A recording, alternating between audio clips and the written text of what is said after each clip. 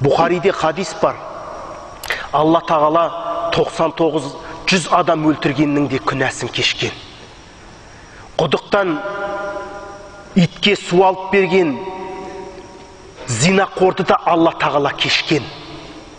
Бірақ Алла кешеді деп күнә жасау екі үлкен қатерге басты кет дейді. Осын жақсылап түсініп алыңыздар. Біліп тұрып күнә жасау екі үлкен қатерге басты кет дейді. Мысалы, мұсылман жан намаз оқиды, ораза айтады, Құран оқиды. Енді ол күнә жасады. Бұл екі ұғым бар дейді бұл жерде. Яғни екі нәрсеге басты кет деп жатқанымыз сол. Алла біліп тұр деп жасайды дейді. Маған не істеп алады десе дейді, діннен шығады дейді.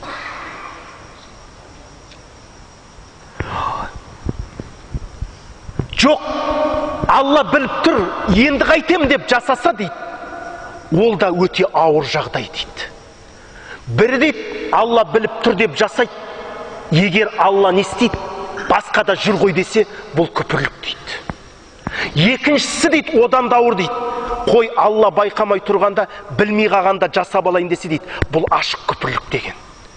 Сондықтан иман келтіріп, Құдайға иман келтіріп тұрып күнә жасаған адам дейді, не Құдай білмей қалды деп есептейді дейді, немесе Құдай біліп тұр, маған не істеп алады деген ұғым шығады дейді. Сондықтан Аллаға иман келтіріп, мұсылман бола тұрып, намаз оразасын ұстап тұрып күнә жасаған адам екі нәрседе басы қатерде тұр. Ол біліп тұр, Құдай біліп тұр деп жасап жатыр.